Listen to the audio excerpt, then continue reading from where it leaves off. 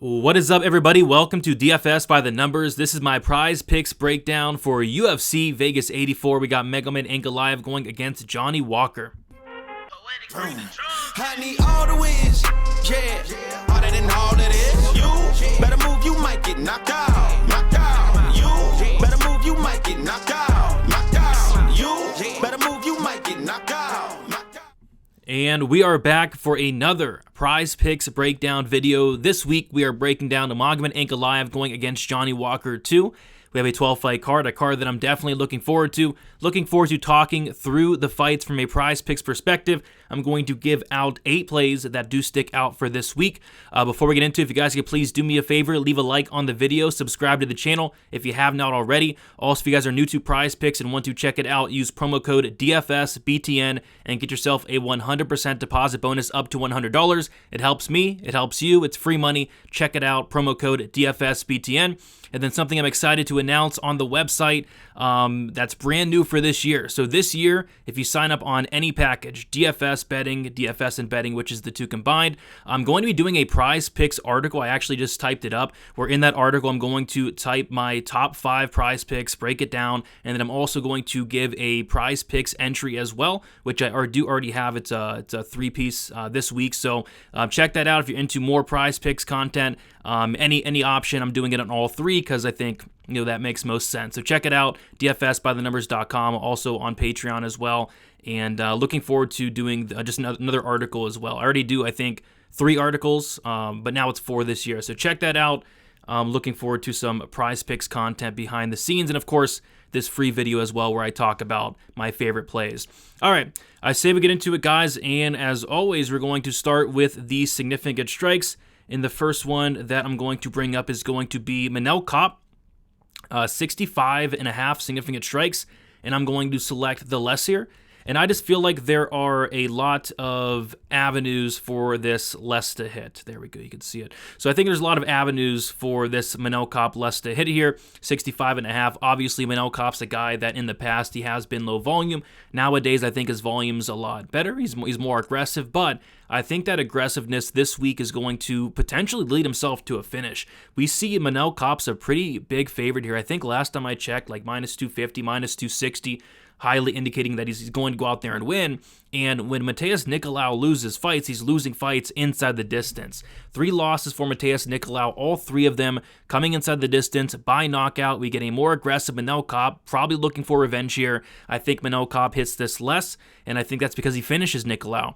If Nicolau was able to grapple, like he had a little bit of success in their first fight, right? That's just another reason I think that less could hit. But I think the most likely scenario is Kape getting that finish. Give me the less on the significant strikes there. 65.5 is a little bit too many for my liking.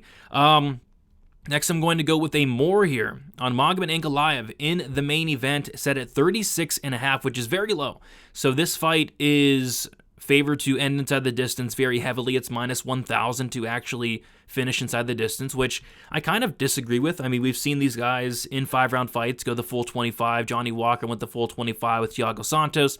Ankalaev went the full 25 with Jan Blachowicz. So, I mean, it's definitely possible. So, yeah, I think this fight gets extended, and 36.5, it just seems too low to me. I mean, I can see Magomed Ankalaev going out there, taking his time. I feel like these guys are going to be very, very cautious early on, and that's kind of how they fight to begin with. Ankalaev's a guy that doesn't take a ton of risks. He's not going to go out there and force a finish. He's content to kind of let the finish come to him if it comes at all. And then Johnny Walker's a guy that used to be a complete madman. He's kind of toned it down a lot. He's being more cautious, and we saw Johnny Walker in his last 5-round fight just do basically nothing, just stay very safe. He went the full 25. He didn't get knocked out, and that's kind of how Johnny Walker has to fight nowadays. So I think we get an extended fight, and if we get an extended fight, 36.5 is just way too low. Give me the more on the significant strikes. All right, next we're going to go with, and I like this one, Joshua Van going to take the more on the 70.5 significant strikes, which is a ton. I think 70.5 is probably the most on the slate. It is, but I mean, rightfully so, right? I mean, Joshua Van's volume is incredible. Against Zhalgas Zhumagulov, he landed 120. on short notice against a good fighter in Zalgas, and then he fights Kevin Borjas, a really good striker, really dangerous striker, and he goes out there and lands 160. So, yeah, I feel like Joshua Van's volume's incredible. There's a reason why he has the highest significant strike total up here, and I think he hits it. I mean, if this fight does get extended outside of like an early finish, which this is a flyweight fight, how often does this fight finish early, I'm not too sure, but I think this fight does get extended, and if it does, Joshua Van probably cruises past this. If this fight goes 15, he probably doubles this. So give me the more here. Outside of a finish, I think this hits very, very easily. So we'll see. Could it finish? Sure. It's actually favored to finish, like most fights on this card is favored to finish, but I think we do see an extended fight. Josh Van's went 15 minutes in both of his UFC fights thus far. All right, so we'll move on to the fight time here, and we're going to start with lots of lesses probably on this screen, but my three favorite is going to be Matthew Semmelsberger, 10 minutes fight time. I'm taking the less here. From a betting perspective, I'm actually kind of interested in like the under 1.5. I think stylistically we get a finish here. Striker versus grappler matchup, clear as day. On the feet, Semmelsberger is going to have a massive advantage. On the ground, Parsons is going to have a massive advantage. I think somebody gets served here within those first 10 minutes. Give me some violence. We'll stick with the violence here in this fight. Waldo Cortez Acosta, 8.5 minutes fight time. We're taking the less as well. Here's why. Andrei Arlovsky, the oldest fighter in the UFC by a mile. Like, I can't think of a close second at the moment. Obviously, Jim Miller's up there. Like, Guido Canetti, he retired, I think. So, yeah, I mean, Matt Brown's up there at like 41. So, yeah, Arlovsky, almost 45 years old. He's been knocked out 12 times. And really all you need to know is, he got knocked out in his last fight by Dontel Mays. And if you're getting knocked out by Dontel Mays, I don't know what to tell you.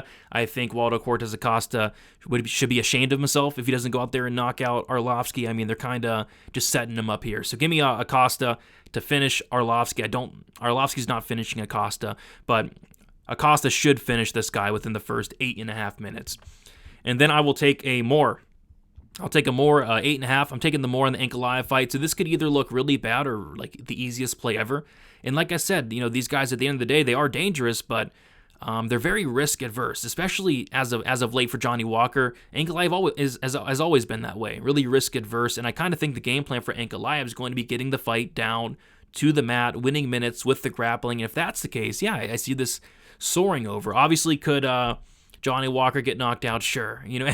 He's been knocked out a lot. It's just Johnny Walker's kind of changed up that style lately to where he's not being as reckless, he's not being as aggressive, and if that's the case, I think this hits the more to the 8.5. All right, we'll go to the takedowns next. Not much sticking out. Ankalaev takedowns more makes sense. I'm going to do the Basharat, though. Basharat, 3 takedowns. I'm going to go less. I think Taylor Lapilus' takedown defense is very good. I think for Basharat to hit this more and get 4 takedowns, he's going to have to shoot like an incredible amount of takedowns here. So, Basharat, I do think he's going to wrestle, but I don't know if he's going to have as much success as they're kind of thinking here. That's a lot of takedowns against Lapilus. Like I said, his takedown defense is very good. So, yeah, give me the less here. That's a little bit too many takedowns for my liking. All right, and then finally we'll go to the fantasy score here, and then there's really not a ton sticking out from a fantasy score perspective. We got some high scores, which Gene Silva, it could go over. Nolan, it could go over.